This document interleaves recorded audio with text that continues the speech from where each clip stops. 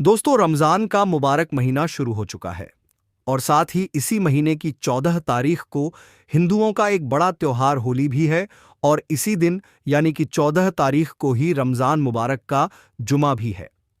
बस इसी बात को देखते हुए उत्तर प्रदेश के मुख्यमंत्री योगी आदित्यनाथ ने रमजान को लेकर अपनी तरफ से एक एडवाइजरी जारी की है और अपने 5 खास नए नियम बनाए हैं जिनके बारे में जानना हर मुसलमान के लिए बहुत जरूरी है। 5 ऐसे कौन से खास नए नियम बनाए हैं जिनको लेकर योगी सरकार ने अपने आला अधिकारियों को सख्त निर्देश दिए हैं, जानकर यकीनन आप भी हैरान रह जाओगे। इसलिए आज का यह वीडियो आप सभी के लिए बहुत खास है, आपको आखिर तक जरूर देखें। दोस्तों, जैसा कि आप सभी को मालूम होगा कि उत्तर प्रदेश के मुख्यमंत्री योगी आदित्यनाथ को मुसलमानों के खिलाफ अजीब और गरीब बयान देने के लिए खास जाना जाता है। जब से उत्तर प्रदेश में योगी सरकार बनी है, तब से लेकर अब तक जितने भी मुसलमानों के त्योहार आई हैं, हर बार यही संशय बना रहता है। इस बार पता नहीं योगी सरकार की क्या एडवाइजरी जारी होगी। इस बार इस त्योहार को मनाने की हमें इजाजत मिलेगी या नहीं मिलेगी, हर बार यही संशय बना रहता है। योगी सरकार ने पहले मुहर्रम, फिर बकरा ईद, फिर ईद और अब रमजान को लेकर अपनी एडवाइजरी जारी की है और अपने 5 खास नए नियम बनाए हैं और अपने आला अधिकारियों से कहा है कि वो रमजान के महीने में इन 5 नियमों का सख्ती के साथ में पालन करवाएं और अगर कोई इनकी पालना नहीं करता है तो उन पर कड़ी से कड़ी कार्रवाई की जाए। नंबर 1, भीड़ इकट्ठा ना होने पाए। दोस्तों, योगी सरकार ने अपने आला अधिकारियों को पहला सख्त निर्देश तो यह दिया है कि इस बार रमजान के महीने में कोई भी सड़कों पर भीड़ इकट्ठा ना करने पाए, यानी कि एक जगह पर भीड़ इकट्ठा करके ना खड़े होने पाए।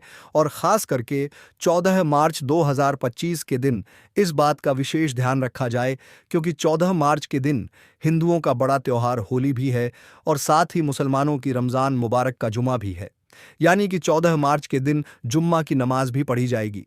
इसलिए इस दिन आप इस बात का खास ध्यान रखें कि कोई भी इस दिन भीड़ इकट्ठा करके ना खड़े होने पाए। ऐसा इसलिए क्योंकि हाल ही के दिनों में ऐसा देखा गया है कि हमारे देश भारत में कुछ ऐसे असामाजिक तत्व हो चुके हैं जो इस बात का फायदा उठाकर भीड़ में जाकर खड़े हो जाते हैं और फिर सांप्रदायिक माहौल खराब करने की कोशिश करती हैं।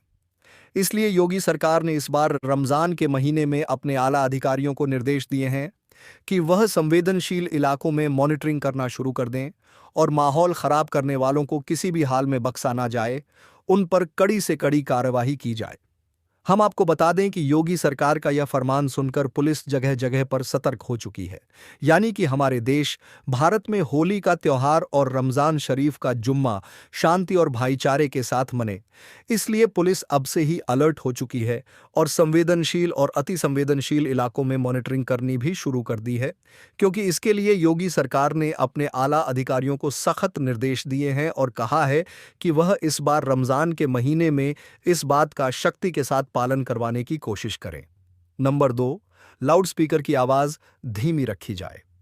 दोस्तों, जैसा कि आप सभी को मालूम है, रमजान का महीना शुरू हो चुका है और इस महीने में सुबह शहरी के वक्त बार बार मस्जिदों से आवाज लगाई जाती है, फिर अजान होती है और फिर नमाज होती है। इसी तरह से फिर शाम को इफ्तारी के वक्त सायरन बोए हैं और मस्जिदों से रोजा खोलने की आवाज लगाई जाती है।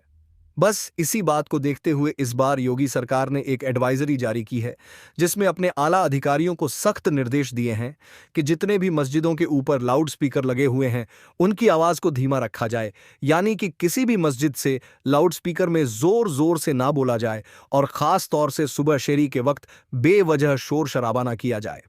इस बात को लेकर योगी सरकार ने अपने आला अधिकारियों को सख्त निर्देश दिए हैं कि वह इस बात रमजान के महीने को लेकर किसी भी तरह की कोई अनदेखी ना करें और इस नियम का सख्ती के साथ में पालन करवाया जाए। नंबर 3, ड्रोन कैमरों से नजर रखी जाए। दोस्तों, योगी सरकार ने अपने आला अधिकारियों को तीसरा सख्त निर्देश यह दिया है, इस बार रमजान के महीने में पूरे प्रदेश में कहीं पर भी अगर कोई माहौल खराब होता है तो इसी जगहों पर फौरन ही धारा 144 लगाते हुए वहां पर नियमों का सख्ती के साथ में पालन करवाया जाए। और यही नहीं, फौरन ही ऐसी जगहों पर शादी वर्दी में महिला और पुलिस को तैनात किया जाए और ड्रोन कैमरों से ऐसी जगहों की खास निगरानी रखी जाए। इसका मतलब यह है कि इस बार रमजान के महीने में योगी सरकार ने अपने आला अधिकारियों को यह सख्त निर्देश दिए हैं कि इस बार रमज़ान के महीने में ड्रोन कैमरों से लोगों पर नज़र रखी जाए और जगह जगह पुलिस को तैनात किया जाए ताकि कहीं पर भी कोई सांप्रदायिक माहौल खराब ना हो सके। इसके साथ ही जगह जगह पर गाड़ियों की और बाइकों की चेकिंग भी की जाए और अगर कोई पुलिस की कार्रवाई में दखल अंदाजी करने की कोशिश करी तो उस पर फौरन ही कड़ी से कड़ी कार्रवाई की जाए। इसके अलावा योगी सरकार ने अपने बयान में यह भी कहा है कि इस बार रमजान के महीने में कोई भी मुसलमान मस्जिद के बाहर यानी कि सड़क पर खड़े होकर नमाज ना पढ़ने पाए, यानी कि सिर्फ मस्जिद के अंदर ही नमाज पढ़ी जाके जा। अगर पहली बार में लोग ज्यादा हो रही हैं तो 2 बार में करके नमाज पढ़ ली जा, लेकिन मस्जिद के अंदर ही पढ़ी जाए, बाहर सड़कों पर नमाज ना पढ़े। इसके लिए जितनी भी बड़ी बड़ी मस्जिदें हैं उनके आगे पुलिस की तैनाती रखी जाएगी ताकि किसी भी तरह का कोई माहौल खराब ना होने पाए। नंबर 4, सोशल मीडिया पर निगरानी रखी जाए। दोस्तों, योगी सरकार ने इस बार रमजान के महीने में अपने आला अधिकारियों के लिए चौथा फरमान यहां जारी किया है कि वह इस बार रमजान के महीने में सोशल मीडिया पर 2400 घंटे खास निगरानी रखें। कोई भी रमजान के महीने में सोशल मीडिया के जरिए से किसी भी तरह की कोई अफवाह ना फैलाने पाए, यानी कि कोई भी सोशल मीडिया पर किसी भी तरह की कोई आपत्तिजनक पोस्ट ना करने पाए। और खास करके 14 मार्च के दिन इस बात का खास ध्यान रखा जाए क्योंकि उस दिन हिंदुओं का बड़ा त्योहार होली है और मुसलमानों की रमजान का जुम्मा भी है।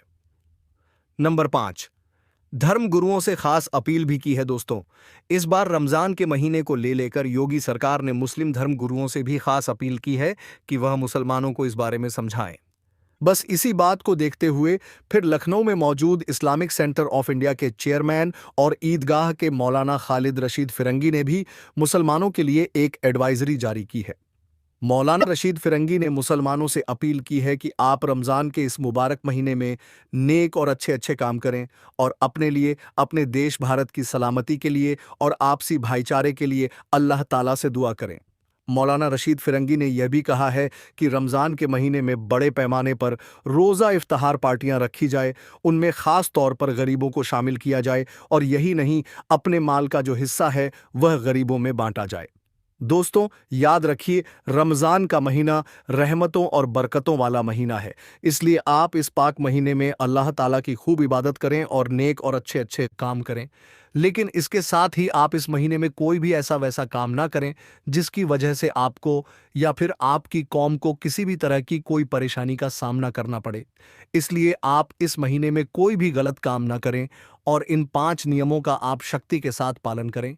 अल्लाह ताला से दुआ है कि अल्लाह पाक हम सबको रमज़ान के इस मुबारक महीने में बुराई से दूर रखे और नेक और अच्छे अच्छे काम करने की तौफीक अता फरमाए। आमीन।